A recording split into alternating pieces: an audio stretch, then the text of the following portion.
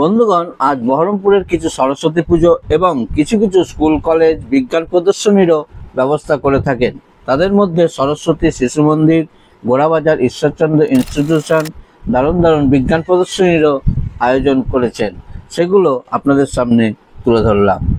ভিডিওটা খানিকটা বড় হতে পারে, কারণ খুদে বাচ্চাদের প্রজেক্টগুলো কোনোটাই বাদ দেওয়ার মতন ছিল না। তাই অনুরোধ করছি ভিডিওটা স্কিপ না করে পুরোটাই দেখুন, আশা করি ভালোই লাগবে।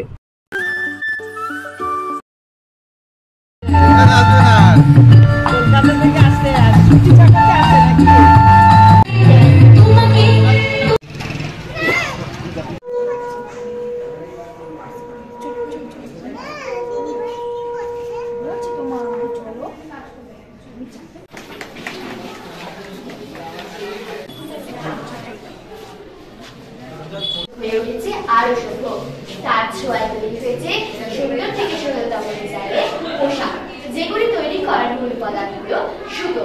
আমাদের অতি প্রয়োজনীয় তন্তু উৎসর্জায় দুই প্রকার, যথা প্রাকৃতিক তন্তু ও কৃত্রিম তন্তু। আমরা প্রাকৃতিক তন্তুকে দুটি ভাগে ভাগ করতে পারি, যথা প্রাণিজ তন্তু ও উদ্ভিজ তন্তু। সর্বপ্রথম আমরা উদ্ভিজ তন্তু তুলো সম্পর্কে জানব। ভারতে প্রধানত গুজরাট, অন্ধ্রপ্রদেশ, তেলেঙ্গানা, মহারাষ্ট্র, কর্ণাটক ইত্যাদি রাজ্যে কার্পাস চাষ বেশি পরিমাণে হয়। তুলো থেকে সুতো তৈরি করার প্রথম ধাপ হলো কার্পাস গাছের ফল সংগ্রহ করা, তারপর তুলো থেকে বীজ আলাদা করে ফেলা। এই পদ্ধতিকে বলা হয় জিনিং পদ্ধতি। তারপর অনেকগুলো তুলোকে দেওয়া হয় সুতো কাটার জন্য। এই কাজটি আগে চরকার সাহায্যে করা হতো, বর্তমানে এই কাজটি তাঁত মেশিনের সাহায্যে করা হয়। আমরা জানলাম কিভাবে তুলো থেকে সুতো তৈরি করতে পারি। এবার আমরা জানবো পশম থেকে কিভাবে সুতো তৈরি করা হয়। আমরা শীতের হাত থেকে বাঁচার জন্য যে পোশাকের কথা সর্বপ্রথম ভাবি সেটি হলো পশম বা উলের পোশাক। এই পশম তাপের খুব পরিমাণী হওয়ায় এটি শীতবস্ত্র হিসেবে বহুল ব্যবহৃত হয়। নমনীয়তা, স্থিতিস্থাপকতা, কুঞ্চন প্রতিরোধ ক্ষমতা, রং ধারণ ক্ষমতা এগুলি হলো পশমের বিশেষ বৈশিষ্ট্য। পশমি কাপড় গায়ে দিলে আমাদের শরীর থেকে তাপ বেরিয়ে যেতে পারে না, ফলে এটি গায়ে দিলে আমরা আরাম অনুভব করি। এই পশম বা উল আমরা পাই বিভিন্ন জাতের ভেড়া বা মেষের লোম থেকে। ভেড়ার ত্বকের লোম পশম তৈরিতে তন্তু সরবরাহ করে, এটি কয়েকটি ধাপ অনুসরণ করে। সিয়ারিং, এটি পশম তন্তু প্রক্রিয়ার প্রথম ধাপ। এই পদ্ধতিতে ভেড়ার ত্বকের লোম এবং চামড়ার উপরের একটি পাতলা স্তর অপসারণ করা হয়। এই পদ্ধতিটি বেশিরভাগই মেশিন দিয়ে করা হয় বা কখনো কখনো হাত দিয়ে করা হয়। এই সিয়ারিং বসন্তকালে করা হয়, কারণ সেই সময় ভেড়াদের উষ্ণ রাখার জন্য বাইরের ত্বকের প্রয়োজন হয় না। স্কাউরিং, আলাদা করে লোমগুলি স্বয়ংক্রিয় মেশিন দ্বারা ধুলো ও ময়লা অপসারণের জন্য বড় ট্যাঙ্কে ধুয়ে ফেলা হয়। এই পদ্ধতিকে বলা হয় স্কাউরিং। সর্টিং, এরপর লোমগুলিকে বৈশিষ্ট্য ও প্রকারভেদ অনুযায়ী সাজানো হয়। ভালো মানের লোমগুলি জামা কাপড় তৈরির জন্য এবং নিম্নমানের লোমগুলি কম্বল তৈরির জন্য রাখা হয়। এরপর কার্ডিং প্রক্রিয়ার মাধ্যমে তন্তুগুলিকে ব্রাশ করে নেওয়া হয়। ডাইং, প্রাকৃতিক তন্তু সাধারণত সাদা, কালো, বাদামি রঙের হয়, তবে প্রয়োজন অনুযায়ী এগুলিকে বিভিন্ন রঙে রং করে নেওয়া হয়। স্ট্রেটনিং, রোলিং এবং কম্বিং, এরপর তন্তুগুলিকে সোজা করা হয়, নির্দিষ্ট নিয়ম মেনে ঘোরানো হয় এবং কম্বিং করা হয়। মানুষ হাজার হাজার বছর ধরে এই পশমকে কার্যকরী এবং আলংকারিক উভয় ক্ষেত্রে ব্যবহার করে আসছে, যেমন পশমি কাপড়, কম্বল ইত্যাদি। এতক্ষণ আমরা দেখলাম কিভাবে প্রাকৃতিক তন্তু থেকে আমরা সুতো পেতে পারি। এবার আমরা অতি প্রচলিত কৃত্রিম তন্তু সম্পর্কে জানবো। কৃত্রিম তন্তু সাধারণত দুই প্রকার, যথা সেলুলজিক এবং নন সেলুলজিক। সেলুলজিক দুই প্রকার, যথা নাইলন, পলিয়েস্টার, এবং নন সেলুলজিক হলো রেয়ন। নাইলন সাধারণত এডিপিক অ্যাসিড এবং হেক্সামেথিলিন ডাইঅ্যামিন এই দুটি রাসায়নিক পদার্থের পলিমারকরণের ফলে তৈরি করা হয়। 1939 সালে জার্মান কেমিস্ট পল ফ্ল্যাক নাইলন আবিষ্কার করে তন্তু জগতে সাড়া ফেলে দিয়েছিলেন। রেয়ন সেলুলোজ এবং অ্যাসিটিক অ্যাসিডের বিক্রিয়াকরণের ফলে তৈরি করা হয়। পলিয়েস্টার পলিয়েস্টার পলিমার তৈরির প্রক্রিয়া শুরু হয় উচ্চ তাপে ডাইমিথাইল টেথালিক অ্যাসিড এবং মনোইথিলিন গ্লাইকল এই দুটি রাসায়নিক পদার্থের বিক্রিয়াকরণের ফলে। এই হলো ফাইবার এবং ফেব্রিক পণ্যের উপর ভিত্তি করে আমাদের আজকে অতি সংক্ষিপ্ত উপস্থাপনা।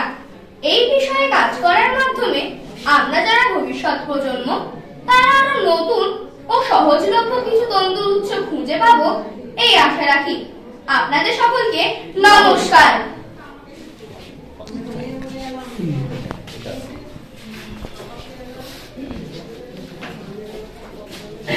নমস্কার, শুভ সন্ধ্যা।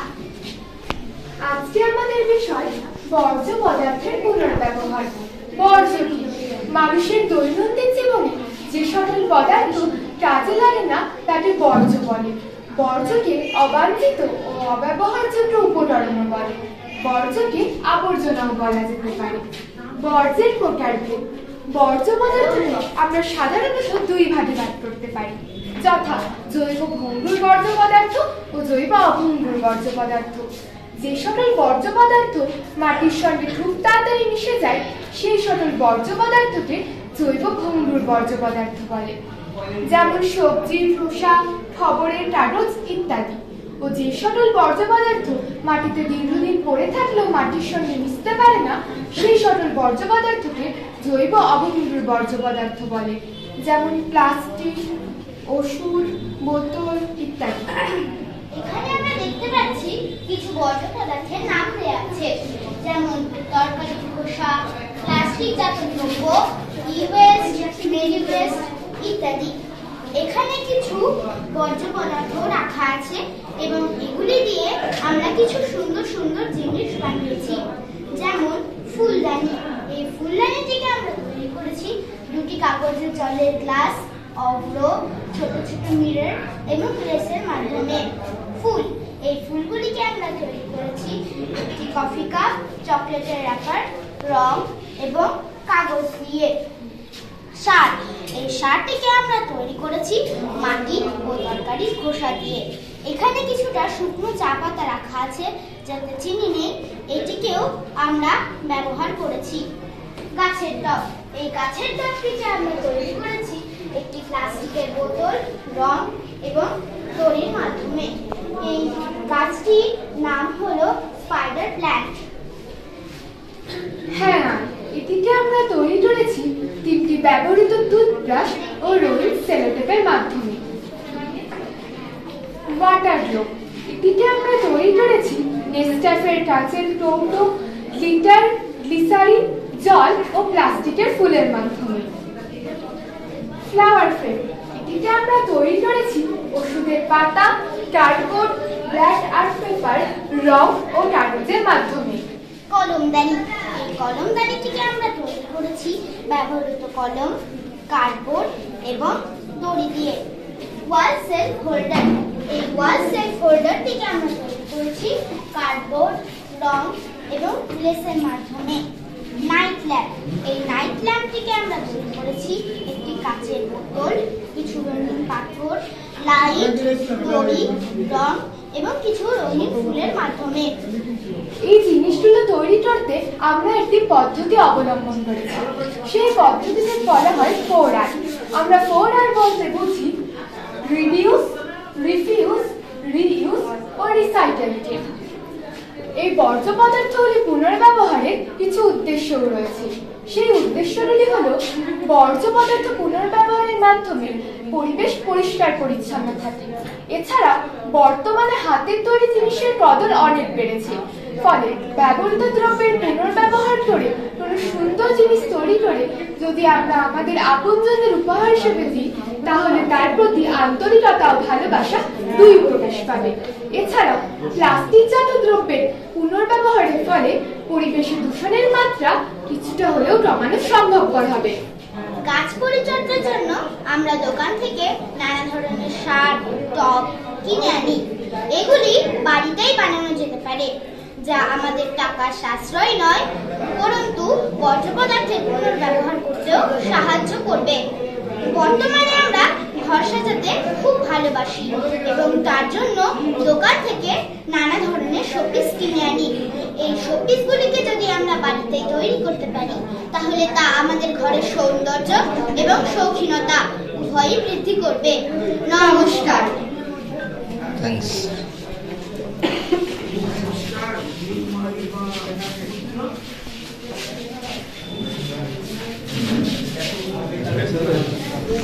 আজ আমরা দুজনে মিলে আপনাদের সামনে যে বিষয়টি নিয়ে আলোচনা করতে চলেছি সেটি হলো শৈশব ও কৈশোরে মানসিক স্বাস্থ্য ও সমস্যার অন্তর্গত নোমোফোবিয়া বিষয়টি। মানসিক স্বাস্থ্য কথাটির অর্থ হলো মনের স্বাস্থ্য। সারা বিশ্বব্যাপী এসডিজি অর্থাৎ সাস্টেনেবল ডেভেলপমেন্ট গোলের অন্যতম একটি লক্ষ্য হলো সারা বিশ্বের সকল বয়সী সব মানুষের কল্যাণ এবং সুস্বাস্থ্য নিশ্চিত করা।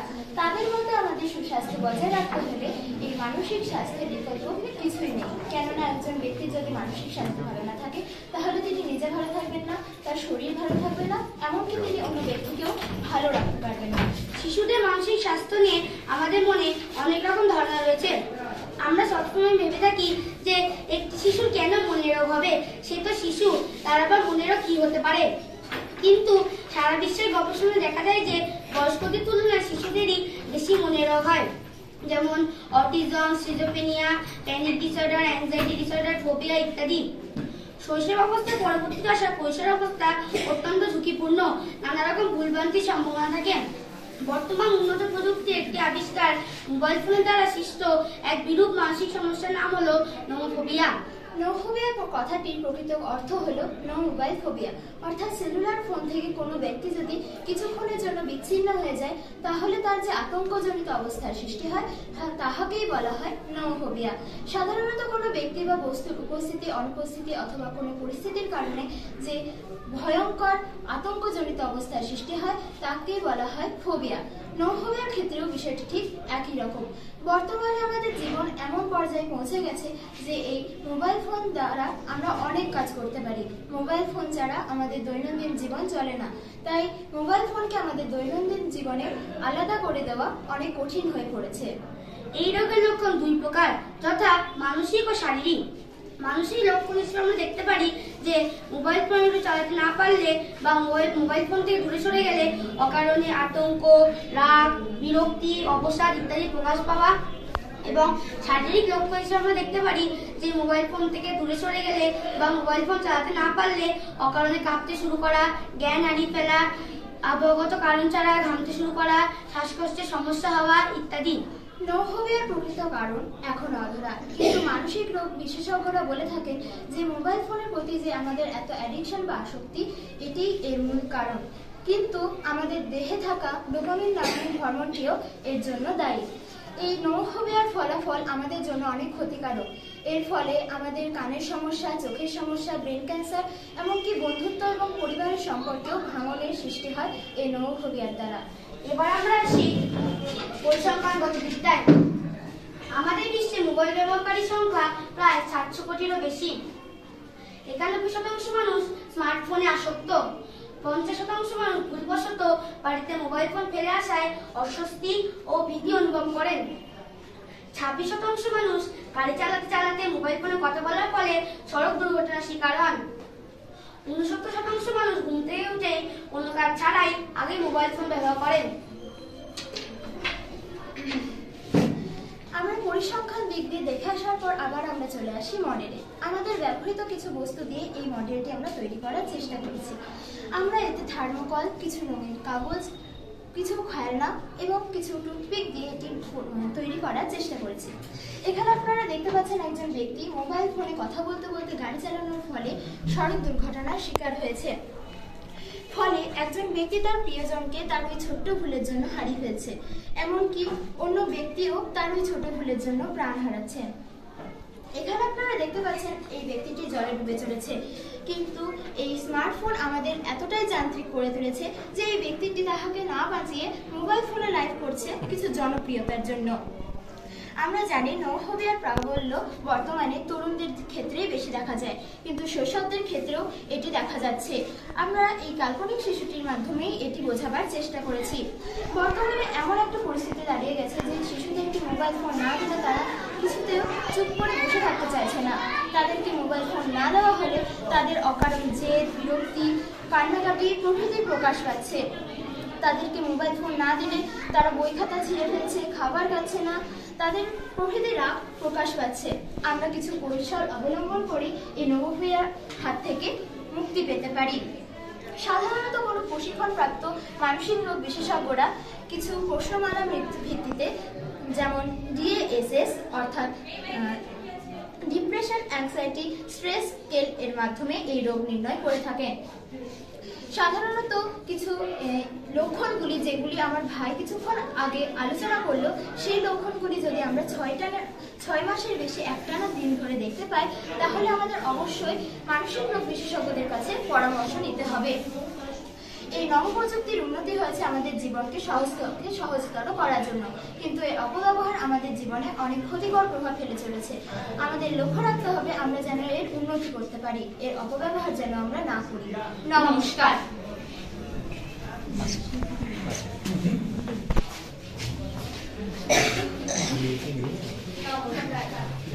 আমি সপ্তম শ্রেণীর তৃতীয়তা বিভাগের পড়ি। আমি ষষ্ঠ শ্রেণীর কেশব বিভাগের ভাই। আজ সরস্বতী পুজো উপলক্ষে আয়োজিত এই বিজ্ঞান প্রদর্শনীতে আপনাদের সকলকে স্বাগত জানাই। আজ আমরা আপনাদের সামনে যে প্রকল্পটি উপস্থাপন করা চলেছে, আজ ওয়াটার অ্যালার্ম। সারা পৃথিবীতে পানীয় জলের সংকট দিন দিন বেড়েই চলেছে। বর্তমানে প্রতিটি বাড়ি, ফ্ল্যাট, অফিস, সর্বত্র জায়গাতেই জলের ট্যাঙ্ক বসানো হয় দৈনন্দিন জীবনে জলের ব্যবহারের জন্য। আর এই ট্যাঙ্কারগুলি পূরণ করতে ভূগর্ভস্থ জল ব্যবহার করা হয়। কিন্তু বেশিরভাগ সময় আমরা ট্যাঙ্কে জল ভর্তি করার পরে পাম্পটি বন্ধ করতে ভুলে যাই, যার ফলে ট্যাঙ্কারগুলি থেকে জলের ওভারফ্লো করে। ওভারফ্লোর মাধ্যমে প্রচুর জলের অপচয় ঘটে, যা আমাদের সকলের কাছে একটি প্রধান সমস্যার কারণ হয়ে ওঠে। একটি ওয়াটার অ্যালার্ম সেন্সর কোনো স্থানে জলের উপস্থিতি শনাক্ত করতে সাহায্য করে। অ্যালার্মের প্রয়োজনীয় কাজের জন্য একটি সেন্সিং উপাদান নিয়োগ করতে হবে, একটি মাইক্রোকন্ট্রোলার ব্যবহার করে সিগন্যাল প্রক্রিয়া করতে হবে এবং বেতার সংযোগ ব্যবহার করে একটি সতর্কতামূলক শব্দের সৃষ্টি করতে হবে। দেখুন, এই প্রকল্পটি সম্পাদনের প্রয়োজনীয় সার্কিটে সেন্সর হিসেবে ধাতব তার এবং অ্যালার্ম হিসেবে বাজার ব্যবহার করা হয়েছে। তাছাড়া একটি সুইচ ও ব্যাটারি ব্যবহৃত হয়েছে। ইন্ডিকেটর হিসেবে একটি লাল আলো লাগানো হয়েছে, যেটি অ্যালার্ম বাজার সাথে সাথে জ্বলে উঠবে। এবারে কাজটি করে দেখানো হবে। দেখুন, এখানে একটি জারকে বড় জলাধার বা ট্যাঙ্কের প্রতিলিপি হিসেবে ধরা হয়েছে। এবার সেটিকে জলপূর্ণ করা হবে। জলপূর্ণ করার জন্য সুইচ অন করা হলো। এবার পাম্পের সাহায্যে ভূগর্ভস্থ জল উঠতে শুরু করলো এবং ট্যাঙ্কটি জলপূর্ণ হতে লাগলো। যেই ট্যাঙ্কের শেষ সীমায় জলতল পৌঁছেছে, ঠিক তখনই অ্যালার্মটি বেজে উঠলো এবং তার সাথে সাথে লাল আলো জ্বলে উঠলো। এবারে সুইচ অফ করা হলো, তা না হলে জলের ওভারফ্লোর মাধ্যমে প্রচুর জলের অপচয় ঘটত।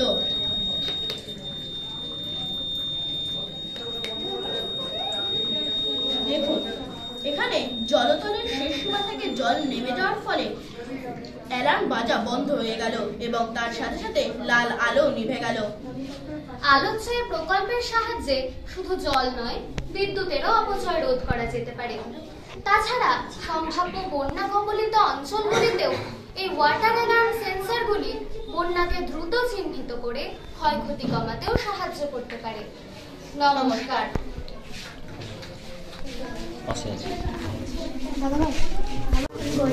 ভূগর্ভস্থ জলের উপর আমাদের নির্ভরতা কমবে এবং ভূগর্ভস্থ জল আমরা বাঁচাতে পারব। বৃষ্টির জলকে সংরক্ষিত রেখে পরে তাকে কার্যকরভাবে যখন পুনর্ব্যবহার করা হয় তাকে বৃষ্টির জল সংরক্ষণ বা রেইন ওয়াটার হারভেস্টিং বলে। বৃষ্টির জল সংরক্ষণের যে কোনো দুটি দিক রয়েছে এবং যে কোনো দুটি দিকেরও আবার তিনটি করে দিক ব্যবস্থা রয়েছে, যেগুলি হলো জল ধরা, জল বহন করা ও জল সংরক্ষণ করা।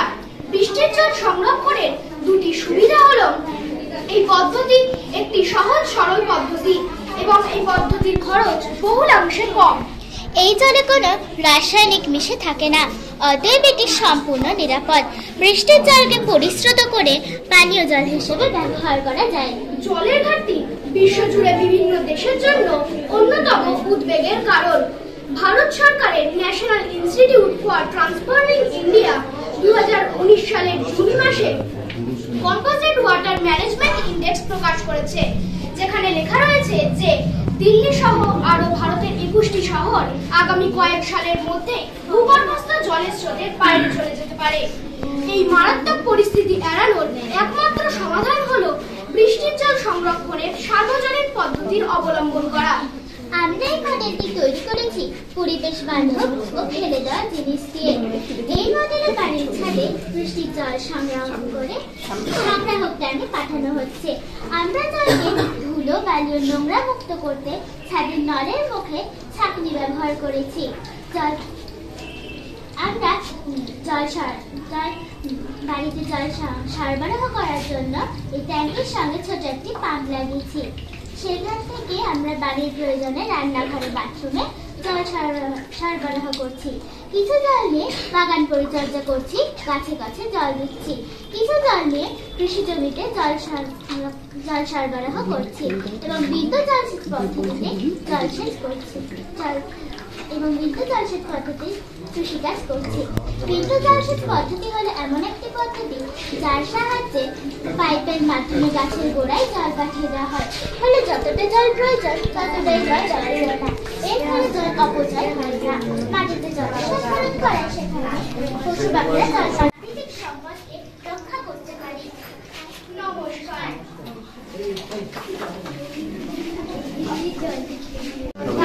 আজকের এই সুন্দর সন্ধ্যায় শিশু মন্দিরের পক্ষ থেকে আপনাদের সকলকে স্বাগত।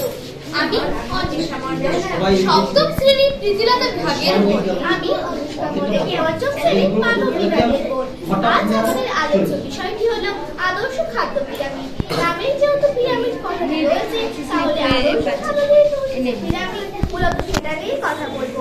বিজ্ঞানের ভাষায় সর্বজাতীয় খাদ্যকে নিচু স্তরে রেখে পর্যায়ক্রমে পরিমাণগত দিক বিবেচনা করে আর শর্করা, আমিষ, স্নেহ ও চর্বি জাতীয় খাদ্যকে সাজালে যে পিরামিড তৈরি হয় তাকেই বলে আদর্শ খাদ্য পিরামিড।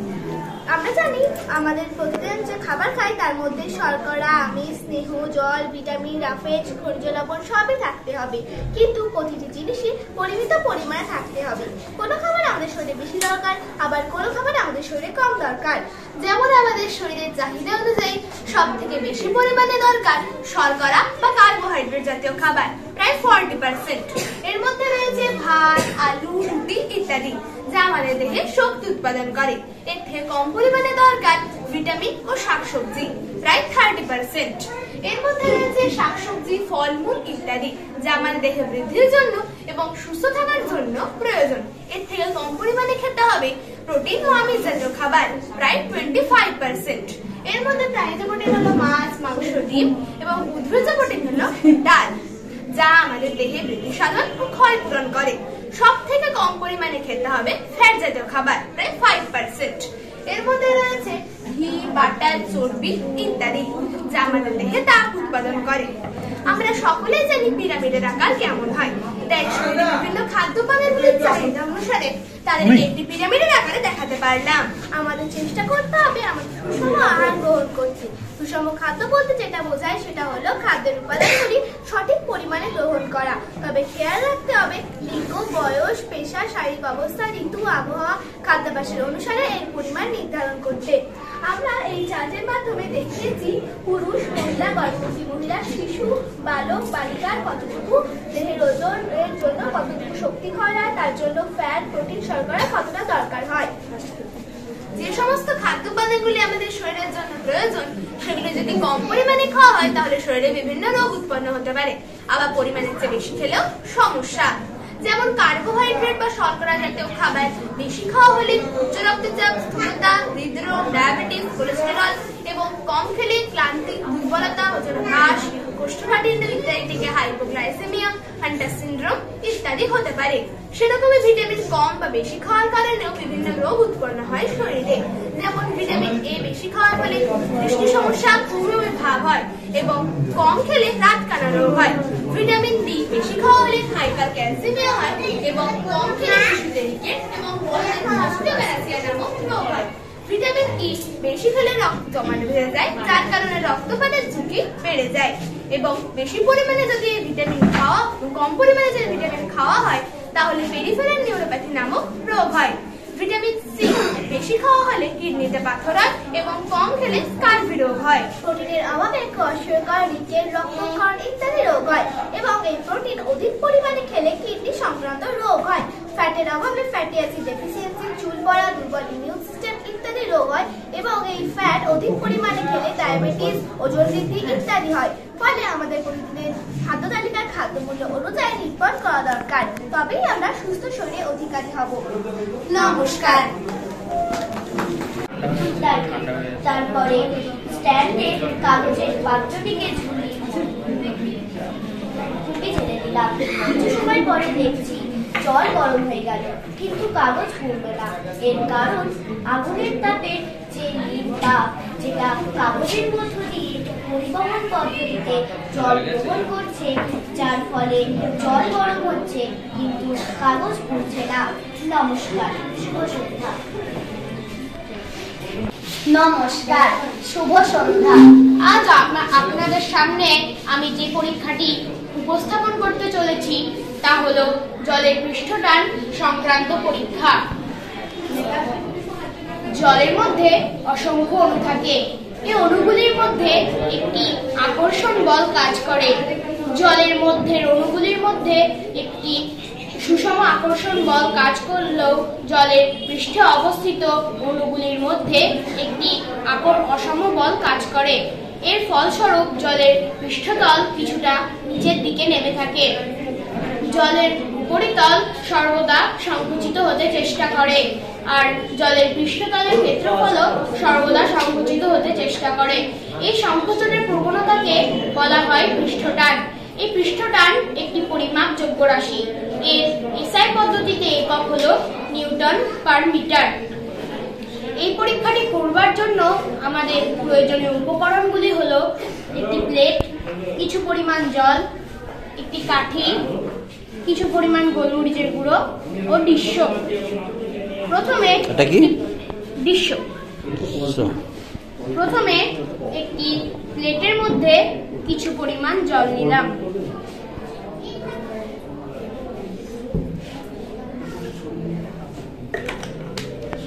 এবার সেই জল ভরা প্লেটে চারিদিকে কিছু পরিমাণ গোলমরিচের গুঁড়ো ছিটিয়ে দিলাম।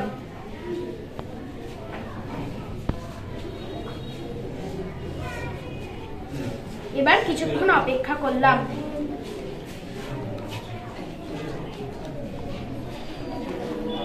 এবার একটি কাঠির সাহায্যে কিছু পরিমাণ ডিস্য নিয়ে নিলাম। এবার সেটি খুব আলতোভাবে আমরা ওই জলে ঢাললাম। আমরা এখানে দেখতে পেলাম যে ওই গোলমরিচের গুঁড়োগুলি কাঠিটির চারপাশ থেকে দ্রুত বেগে প্লেটের চারিদিকে ধাবিত হচ্ছে। এর কারণ হলো জলের পৃষ্ঠের অণুগুলির মধ্যে পৃষ্ঠটান কাজ করে। এই পৃষ্ঠটানকে ভেঙে দেয় ডিস্যক, কিন্তু জলটার মধ্যে ক্রিয়ারত এই পৃষ্ঠটান বজায় রাখতে চায়। সেই জন্যই জলের অণুগুলি ওই ডিস্যকের কাছ থেকে তীব্র বেগে ধাবিত হয় এবং গোলমরিচের গুঁড়ো তার সাথে প্লেটের দেওয়ালের দিকে ধাবিত হয়। নমস্কার, শুভ সন্ধ্যা। ডিস্য মানে ভীম লিকুইড বা যে কোনো ভীম। হ্যাঁ, এই ডিস্যকের বদলে হ্যান্ড ওয়াশও ইউজ করি। আচ্ছা, শুরু করো। বিজ্ঞান প্রদর্শনী অনুষ্ঠানে আমি আপনাদের সামনে যে মডেলটি তুলে ধরছি সেটি হলো স্মার্ট হেলমেট। সাম্প্রতিক বছরগুলিতে দুর্ঘটনার একটি গুরুতর সমস্যায় দাঁড়িয়েছে। বর্তমানে তরুণরা 4 চাকার যানবাহনের চেয়ে 2 চাকার যানবাহনকে বেশি পছন্দ করে থাকে। একটি সমীক্ষা অনুসারে জানা যায় যে বিশ্ব জনসংখ্যার প্রায় 70% মানুষ হেলমেট না পরে বাইক চালান। ভারত সরকার সড়ক দুর্ঘটনার একটি সমীক্ষা প্রকাশ করে যে 2024 সালে হেলমেট না পরার কারণে প্রায় 30,000 জন ব্যক্তি প্রাণ হারিয়েছে। তার মধ্যে তরুণ প্রজন্মের মৃত্যুর হার সর্বাধিক। তাই আমাদের এই প্রকল্পের ধারণাটি যতটা সম্ভব দুর্ঘটনা কমাতে ও সমাজকে সহায়তা করার জন্য তৈরি হয়েছে। হেলমেটের অনুপস্থিতির ফলে মস্তিষ্কের ক্ষতি হয় ও মস্তিষ্কের ক্ষতির ফলে মানুষের সাধারণত মৃত্যু ঘটে। তাই দুর্ঘটনার ক্ষেত্রে মৃত্যুর হার কম করার উদ্দেশ্যে যে মডেলটি আপনাদের সামনে তুলে ধরছি সেটি হলো স্মার্ট হেলমেট। দেখুন, এখানে আমি আপনাদের সামনে একটি চৌরাস্তার মোড়কে তুলে ধরেছি এবং দেখা যাচ্ছে এখানে লাল লাইট জ্বলছে এবং এই দিকের গাড়িগুলি স্থির রয়েছে এবং এদিকে সবুজ লাইট জ্বলছে, অর্থাৎ এই দিকের গাড়িগুলি সচল রয়েছে। কিন্তু এদিকে লাল লাইট জ্বলা সত্ত্বেও এই বাড়ির আরোহী নাসুরবান্দা তিনি তার মূল্যবান সময়ের অভাবের জন্য হেলমেট পরেননি এবং তিনি ট্রাফিক আইন অমান্য করে জোরে গাড়ি চালিয়ে চলে যাচ্ছেন। দেখুন ঘটনাটি।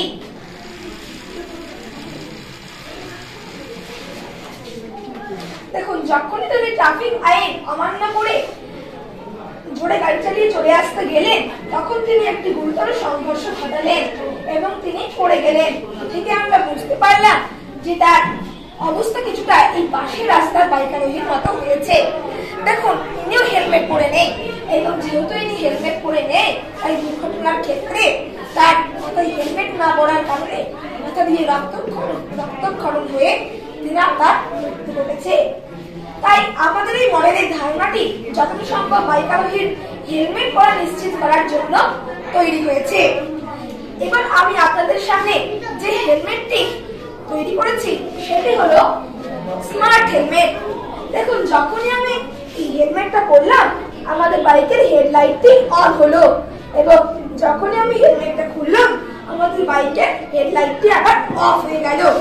এ থেকে আমরা বুঝতে পারলাম যখনই আমরা হেলমেটটা পরলাম তখনই আমাদের বাইকটি অন হলো এবং যদি আমরা হেলমেট না পরে গাড়ি চালাতে যাই আমাদের বাইকটি অনই হবে না। এক্ষেত্রে সবসময় বাইক আরোহীরা হেলমেট পরেই গাড়ি চালাবেন এবং হেলমেট পরে গাড়ি চালানোর জন্য যখনই তিনি দুর্ঘটনা ঘটাবেন তাই তিনি গুরুতর আহত হলেও তিনি মৃত্যুর হাত থেকে বেঁচে যাবেন। এছাড়াও আমি আমার এই হেলমেটের পেছন দিকে একটা লাল লাইট লাগিয়েছি। যখন কেউ রাত্রিবেলায় গাড়ি চালাবেন তখন তিনি বুঝতে পারবেন যে তার সামনে কেউ রয়েছে, অর্থাৎ তিনি আগে থেকেই সতর্ক হয়ে যাবেন।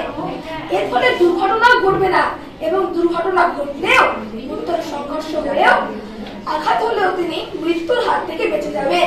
এই জন্য আমি আপনাদের সামনে এই মডেলটি উপস্থাপন করলাম। বর্তমান যুগে এই মডেলটি যদি বাজারে উপস্থিত করা হয় তাহলে আমাদের সমাজের অনেক উপকার হবে। নমস্কার।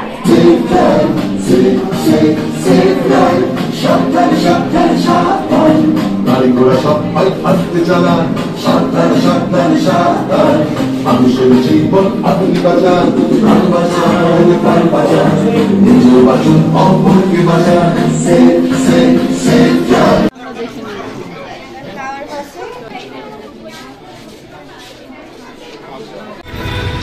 Baharampur girls college.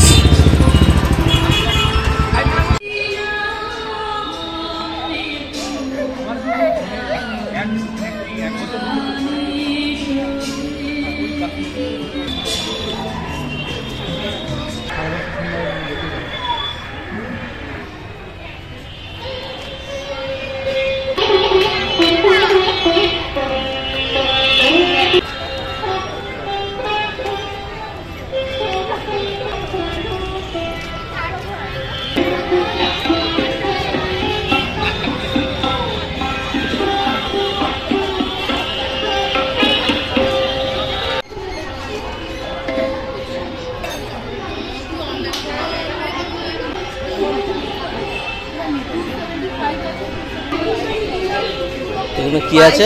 চিতই পিঠা আছে, শাহী টুকরা আছে, আর মালপোয়া আছে। আচ্ছা আচ্ছা আচ্ছা। পায়েস দিয়ে দেবো? পায়েস আজকেই করবো বলে সব রেডি করে এসেছি।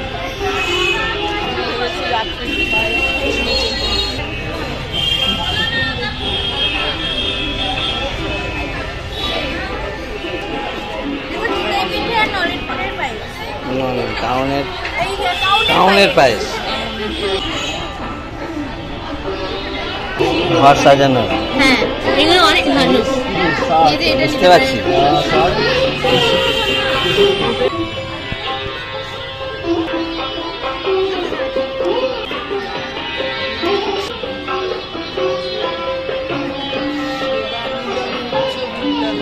না, বাইরেরও আছে।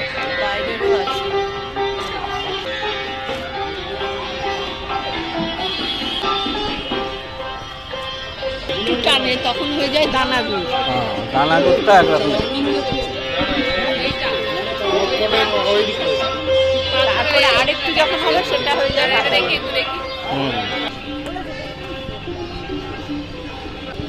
এও সেই ঘর সাজানো।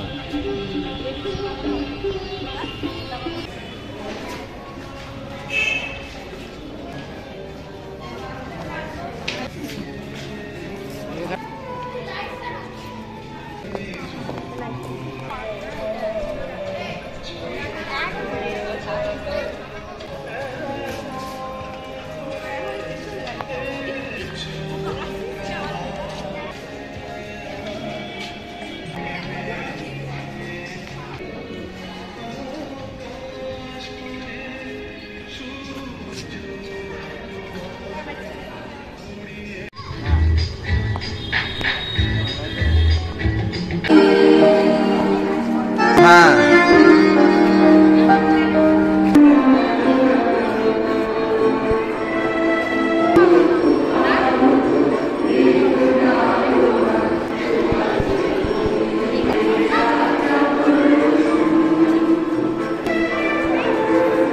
আমরা একটি প্রজেক্ট বানিয়েছি। আমরা এখানে পৃথিবীর ভূ অভ্যন্তরকে তুলে ধরেছি। আমরা জানি যে পৃথিবীটা ৬৩৭০ দিন, তার মধ্যে রয়েছে স্নোস্ফিয়ার, যেটি অ্যাস্ট্রোস্ফিয়ার স্তরের উপর ভাসমান। তার নিচে রয়েছে গুরুমণ্ডল। গুরুমণ্ডলকে দুই ভাগে ভাগ করা, একটি হলো প্রোফেসিমা।